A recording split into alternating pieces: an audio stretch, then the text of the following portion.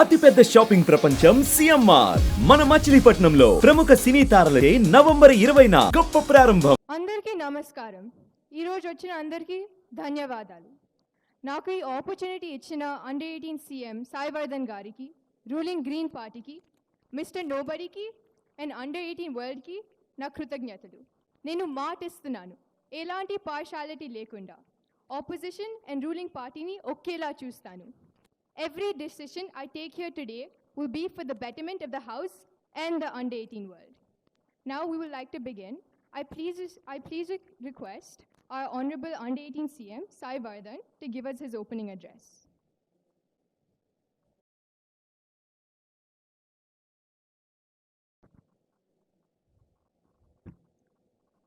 నమస్కారం అధ్యక్ష. ఇవాళ ఇక్కడ ఉన్న అండర్ 18 ఎమ్మెల్యేలకి ఫస్ట్ నేను కంగ్రాచులేట్ చేయాలనుకుంటున్నాను. ఇవాళ మనం బిల్స్ పాస్ చేసేటప్పుడు చాలా ఇంపార్టెంట్ బిల్స్ ఉన్నాయి. ఈ బిల్స్ ఫస్ట్ ఏమో drug abuse bill, second head quarters bill.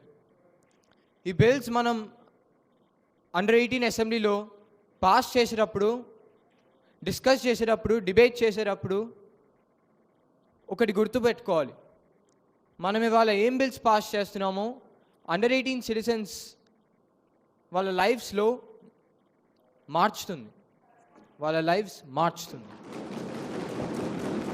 Now we will be moving into question hour. First question by MLA Jasmita. గౌరవనీయులైన అధ్యక్ష, ముందుగా నేను మన రూలింగ్ పార్టీ ఈ బిల్ ప్రవేశపెట్టినందుకు నేను అభినందనలు తెలుపుతున్నాను.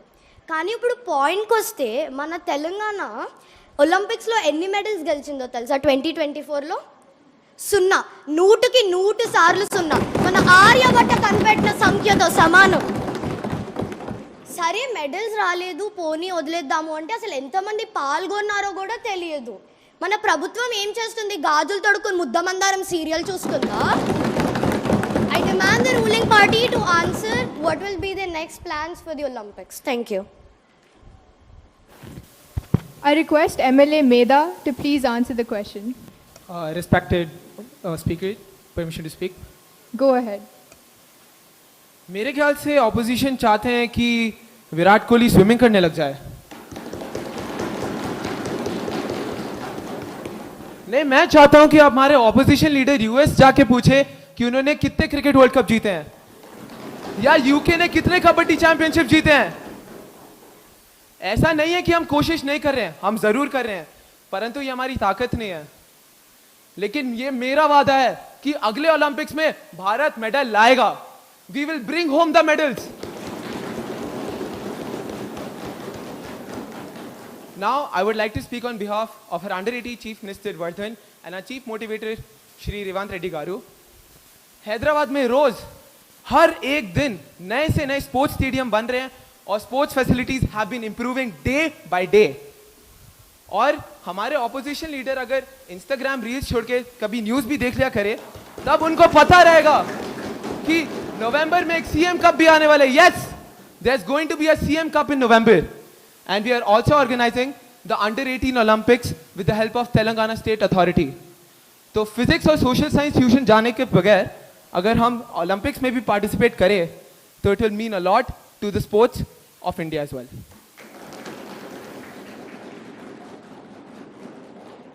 గౌరవనీయులైన అధ్యక్ష, మాట్లాడడానికి అనుమతి. Go ahead. గౌరవనీయులైన అధ్యక్ష, మంత్రి గారు నా విద్యా ఎంపికల మీద మాట్లాడుతున్నారు. He is commenting on my educational choices. I demand that this be removed from the assembly records and kindly expect the minister to take back his words. Thank you. Dear MLA, kindly refrain from going into personal choices or subject choices. This is not acceptable. Now, second question by MLA Arisa. माननीय अध्यक्ष, सबसे पहले मैं सदन के सभी सदस्यों को बधाई देती हूं कि आप यहां इकट्ठा हुए. कमाल है ना कि हमारे पास एक आवाज़ है, सुनने के लिए हजरात मौजूद है. हालांकि एक दुख की बात तो है कि हमारा जो सत्तारूढ़ सरकार है वो कोई काम ही नहीं कर रहा. हम सभी इनको इंटरव्यूज़ देते हुए देखते हैं, मीडिया से बात करते हुए सुनते हैं, पर इनको शायद पता नहीं कि इससे अंडर 18 के 1.5 लाख छात्रों पर कोई प्रभाव ही नहीं पड़ रहा। आपने जब भी मैं देखी थी, उसमें गीत ने कहा था मैं अपनी फेवरेट हूँ। आप लोग बस उसी लाइन को दोहराए जा रहे हैं।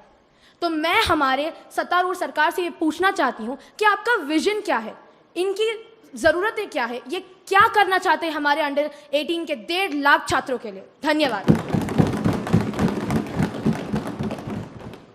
I request MLA Laksita to please answer the question.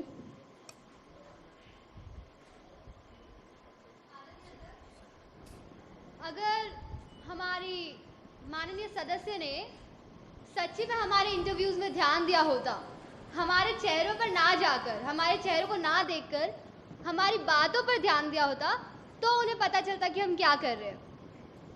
उन्होंने बाहुबली की दोनों मूवीज देखी और फिर भी पूछा कि भल्लाल देव और बाहुबली के बीच में संबंध क्या है।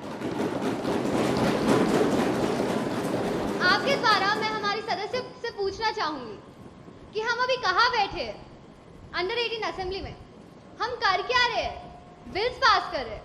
आपको क्या लगता है ये बिल्स कहीं काम नहीं आने वाले, इनका कोई प्रभाव नहीं है? हाँ, ये बिल्स प्रभाव देंगे। किस पे प्रभाव देंगे? हमारे U18 सिटीजन्स पे।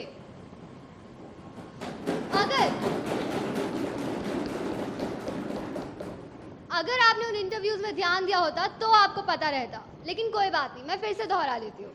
ఇలాంటి సమావేశాలు మన సమాజానికి చాలా అవసరం. ఈరోజు మీ నేతృత్వంలో అండర్ 18 అసెంబ్లీ సమావేశాలలో డ్రగ్ అబ్యూస్ బిల్, అదేవిధంగా అండర్ 18 హెడ్ క్వార్టర్స్ బిల్తో పాటు శాసనసభలో సభ్యులు లేవనెత్తిన ప్రశ్నలకు వాటికిచ్చే సమాధానాలతో పాటు ప్రభుత్వం తీసుకుంటున్న నిర్ణయాలను కూడా మనం చర్చించుకోవాలి. ప్రతిపక్షాలకు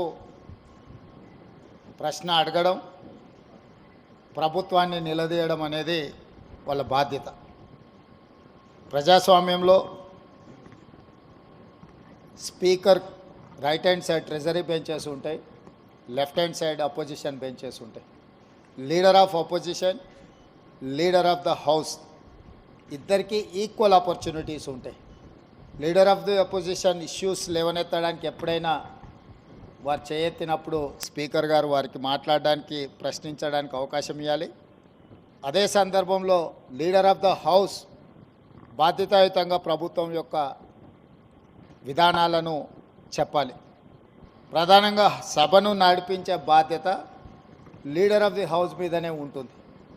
శాసనసభ సమావేశాలను ఎప్పుడైనా బాధ్యతాయుతంగా నిర్వర్తించడం అనేది ప్రభుత్వం యొక్క బాధ్యత. ప్రభుత్వం చేసే నిర్ణయాలను ప్రజలకు చేరవేయడానికి ఇదొక మంచి వేదిక. కాబట్టి ఎప్పుడు కూడా ప్రతిపక్షాలు ఒకవేళ సమస్యల తీవ్రతను బట్టి నిరసన తెలిపినా, ఆందోళన చేసినా కూడా ప్రభుత్వం సమన్వయంతో సమస్యలకు సరైన సమాధానం చెప్పుకుంటూ ప్రతిపక్షాలను సమన్వయం చేసుకొని సభను నడిపించడానికి చూడాలి. కానీ దురదృష్టవశాత్తు ఇప్పుడు రాష్ట్రంలో, దేశంలో జరుగుతున్న పరిణామాలు సభల్ని ఏ రకంగా వాయిదా వేయాలనే విధానంలో సభలు జరుగుతున్నాయి. కానీ మీ అండర్ 18 ఒక మంచి స్ఫూర్తిని, ప్రశ్నించే విధానము, జవాబు చెప్పే బాధ్యత, ఈ రెండింటిని కూడా స్ఫూర్తిదాయకంగా నిర్వహించినందుకు మిమ్మల్ని అందరిని కూడా మనస్ఫూర్తిగా అభినందిస్తున్నా. ఈరోజు 21 ఇయర్స్ కంప్లీట్ చేసుకున్న వాళ్ళు ఐఏఎస్లు, ఐపీఎస్లు అయి జిల్లా అధికారులుగా పనిచేస్తున్నప్పుడు 21 సంవత్సరాలు పూర్తి చేసుకున్న వాళ్ళు శాసనసభ్యులు కూడా రాణిస్తారని చెప్పి నేను బలంగా విశ్వసిస్తున్నా, నమ్ముతున్నా. మీ రెజల్యూషన్స్లో తీర్మానం చేసి మీరందరూ భారతదేశ రాష్ట్రపతికి, ప్రధానమంత్రి గారికి ఈ తీర్మానాన్ని పంపవలసిందిగా స్పీకర్ గారికి నేను విజ్ఞప్తి చేస్తున్నా. 21 సంవత్సరాలు ఓటు హక్కు ఉన్నప్పుడు శాసనసభకు పోటీ చేయడానికి 25 సంవత్సరాల నిబంధన ఉంది.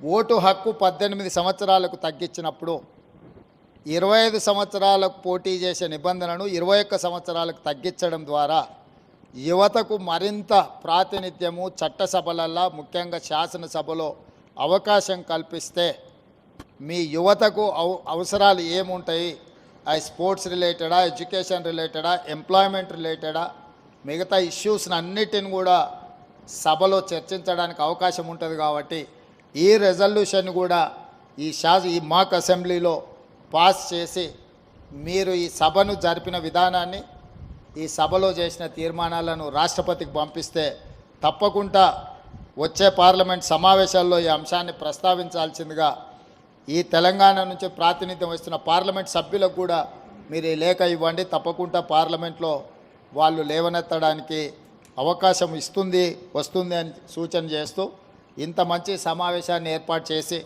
ఒక స్ఫూర్తిని, ఎందుకంటే చాలామందికి రాజకీయాలు అంటే అదేదో మనమెవరము స్వీకరించని వృత్తిలాగా ఒక రకమైన ప్రభావితం చేసే విధంగా ఈరోజు సభలు జరుగుతున్నాయి. మీరందరూ చేసిన ఈ ప్రయత్నం, ఇందులో నుంచి తప్పకుండా మీలో కొందరైనా శాసనసభకు రావాలని, రాజకీయాలలో మీరు రాజకీయాలను వృత్తిగా ఎంచుకోవాలని మీ అందరికీ సూచన చేస్తూ మీ అందరి దగ్గర సెలవు తీసుకుంటున్నాను. సుమన్ టీవీలో మీ పర్సనల్ అండ్ బిజినెస్ ప్రమోషన్స్ కోసం కింది నెంబర్కి కాంటాక్ట్ చేయండి.